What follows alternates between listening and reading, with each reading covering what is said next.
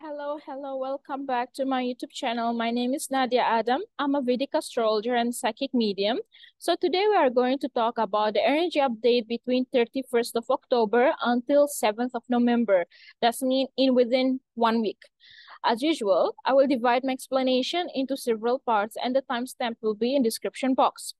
So this week is super intense week, especially after the 2 eclipses that we had on October. All right, I think we had one which is on the mid-October, and then the last one which is before 2-3 days, right?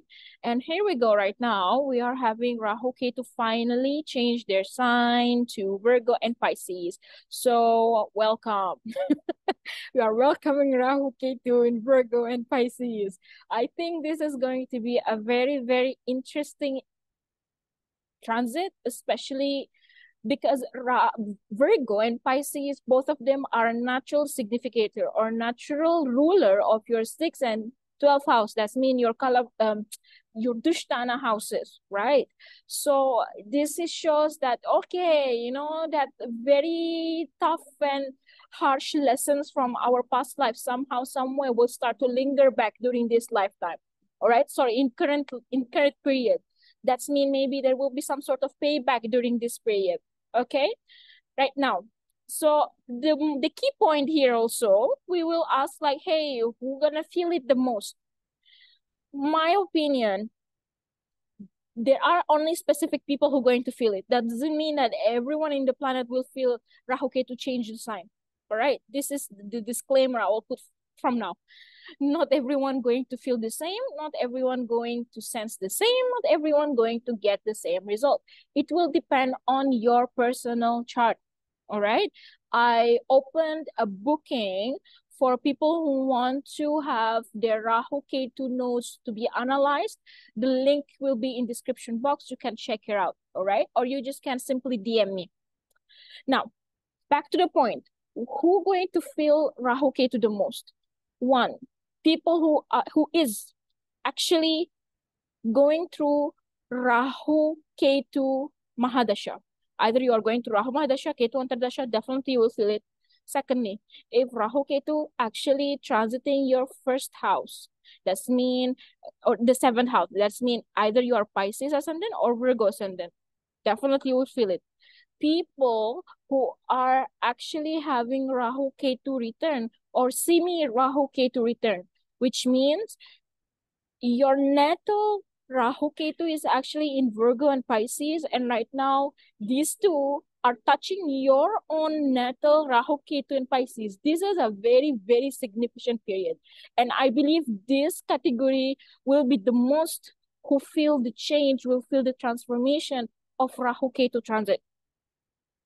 All right, so again, if you are interested to read about your own Rahu Ketu, please DM me and we can tackle and analyze, because the current Rahu Ketu shows that there is some sort of whatever it is it good or bad karma? Okay, it doesn't matter. It will start to show up and manifest itself during this lifetime. Okay, in this particular 18 months. Now, what's the impact or what's the effect of Rahu Ketu as an overall in general mundane level? First, let us talk about Ketu. Ketu is transiting Virgo. So that's mean, what is Virgo? Virgo is the natural sign, has to do with Parabadha karma. All right, that's mean the storage karma that we have to fulfill no matter what. You look at the sign, you look at the house that Virgo is governed in your chart. Somehow, somewhere you will serve that house. Somehow, somewhere you will put dedication to that house. You put an effort to that house. All right. And at the same time, that particular house will be somehow problematic. Okay, not necessary to be in the bad way, but somehow, somewhere on the back of your head, you kind of worried about it, or you kind of concerned about it. Even if it's that house, it's perfectly fine.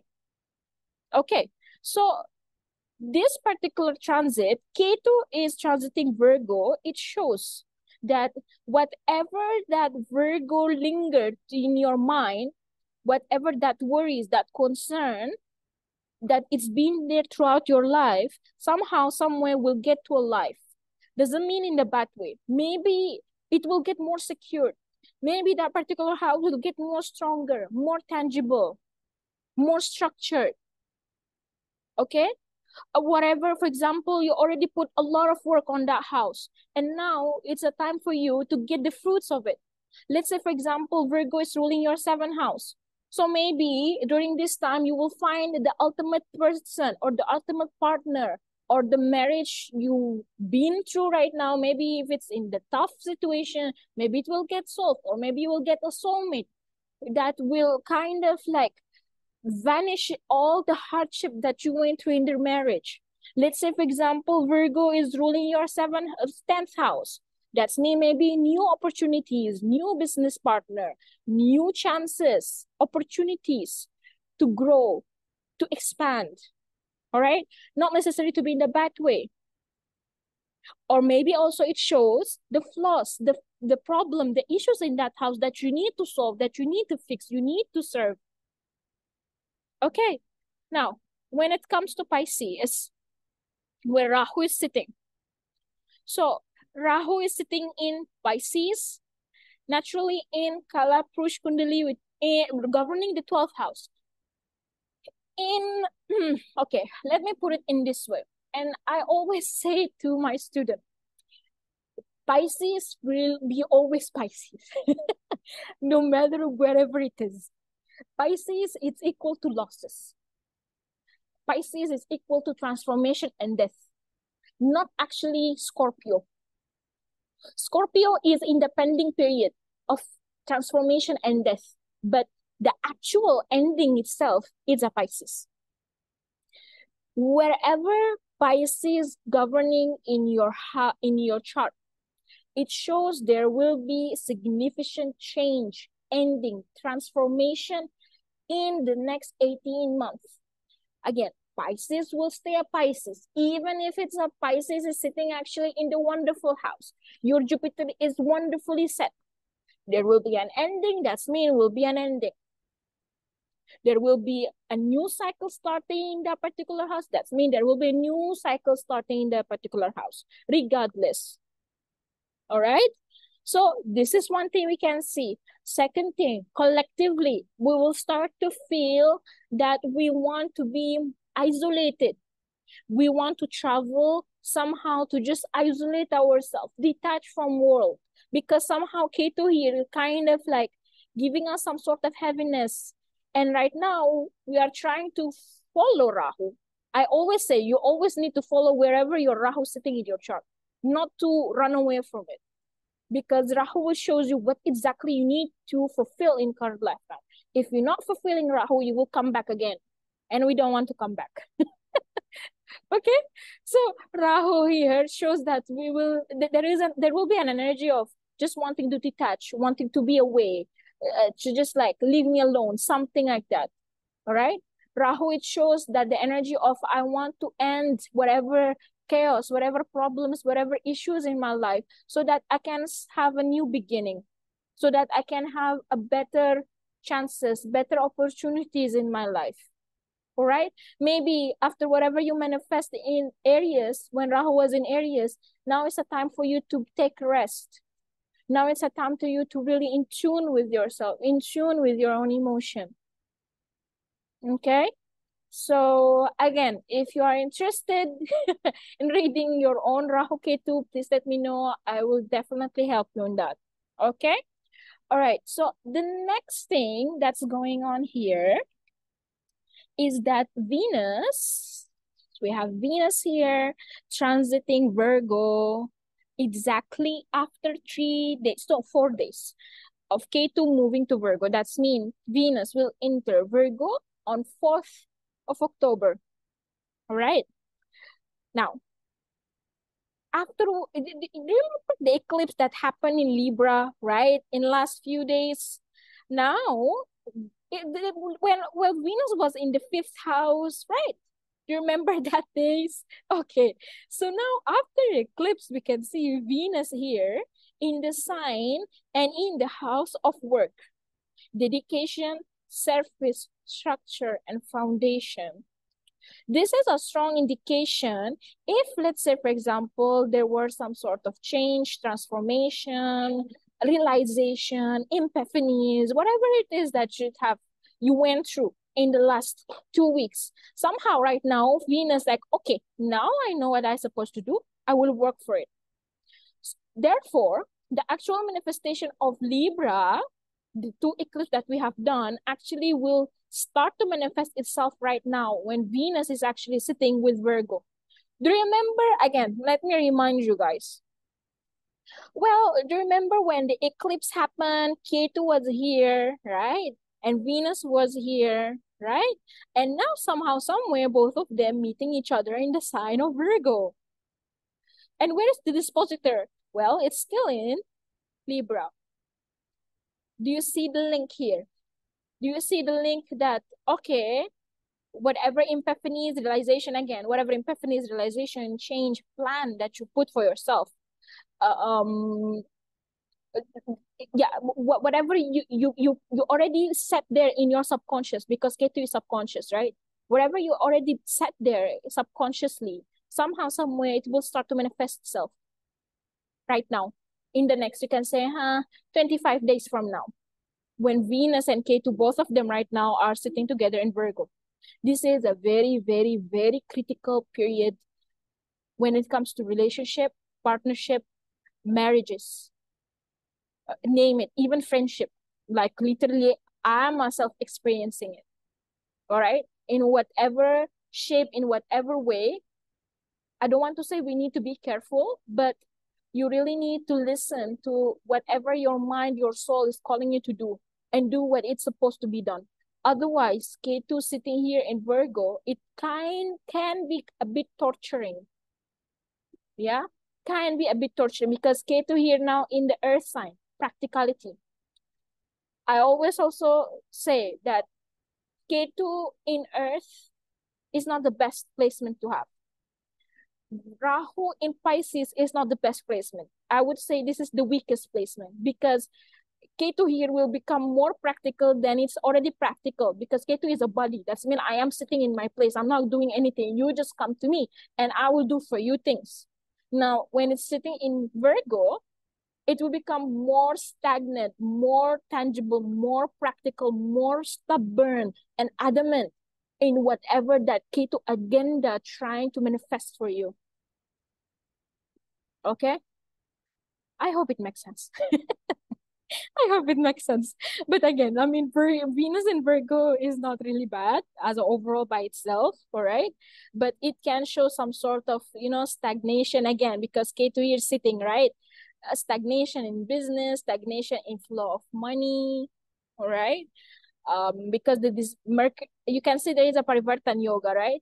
If you notice here, Parivartan between the first and 12th houses, as if like the ruler of the ascendant, let's say, for example, okay, let me do it in this way. Okay, let me do it in this way. Let's say we're reading for Venus, right? Okay, let's say, for example, now the ascendant here is Libra, Venus sitting in the 12th, and then the Lord of the 12th is sitting in the ascendant. So you can see there is Parivartan yoga between the 1st and 12th. And both of these are sign of business, money, finance. There will be somehow like constant losses in between. Most of us may feel it. Most of us may sense it. All right? Or some sort of stagnation. Or maybe shows that Venus collectively, we as a overall, as a people, we will have an inclination to spend more money on ourselves without really considering other aspects. All right? I mean, Venus is cute here. I mean, don't worry about it, okay? It will be there only for a few weeks. I mean, 3 weeks. And then it will gone, okay? All right. So after that, we will have Saturn. Oh, yeah, our Saturn here. Our lovely Saturn. Moves direct, finally, in the sign of Aquarius. Now, the question is, the Saturn will give us a result? The answer is nope, because it just moved direct. See, when you are dealing with the heavy planet, it will take from you some time in order for it to give and manifest a result. All right. So Saturn here, move direct. It will give some sort of strength to Saturn in a sense that our structure, our foundation, our vision about certain things, it will start to get clear. You can see that there is a lot of practicality energy in the sky. Virgo with Ketu, and then we have Saturn here, right? And then we have Mercury, Mars, and Sun, finally out of Ketu. So there is a lot of practicality in the air. Yeah? The domination of the energy, if you can see, there is a earth and air. That's mean we are in the, okay, let me put it this way. There is a theme where we are trying to find other opportunities, other ways, or other chances. We may not take an action right now, but like I am looking for it. For example, let's say, okay, I have a business and stuff, but what if I just don't go and explore other things? You know, okay, I have set of group of people as my friends.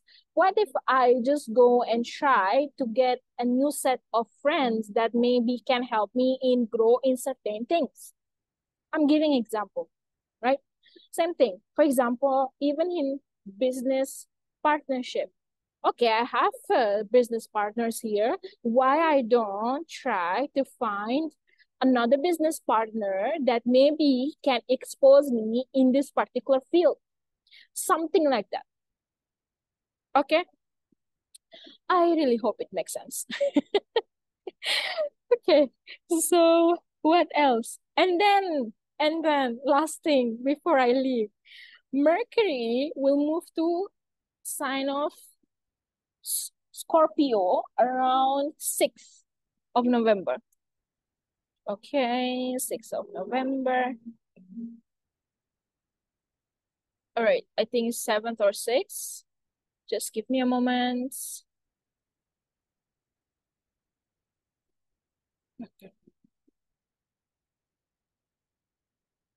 Okay, cool. Okay, now we can see that Mercury move in the sign of Scorpio. And then this positor is sitting in Mars. Mars is sitting in the Libra, all right? So what does that mean? Mercury in Scorpio is not really bad, but it can really makes us somehow feeling like I just want to isolate myself and stay quiet. I want to think quietly. I want to plan quietly. I want to just like be in my own cocoon, do whatever research that I'm supposed to research before come out to people and expose and show whatever I've been doing in the last 3 weeks. Okay? So Mercury in Scorpio, it gives an energy, a huge, heavy energy of being like investigating about things, searching about things. There can be some sort of stagnant and slowness in flow of life as overall, right? Especially when it comes to communication, interacting, talking with people, connecting with people, because Mercury is a planet of connection, right? So somehow Mercury in Scorpio period is not really advisable for you to go through discussion or to go through signing some agreement, all right? You need to be careful during this time because there can be some sort of unexpected information or unexpected revelation or realization during this period. You may regret the contract that you signed. You may regret the word that you just gave to the person. All right. So you need to take it slow when Mercury is in Scorpio. All right. I mean, that's it for this week. Oh my gosh, that's a lot. Thank you so much for your time. Thank you for listening and wishing you to have a wonderful and beautiful week. Stay good and be good. See you soon. Bye.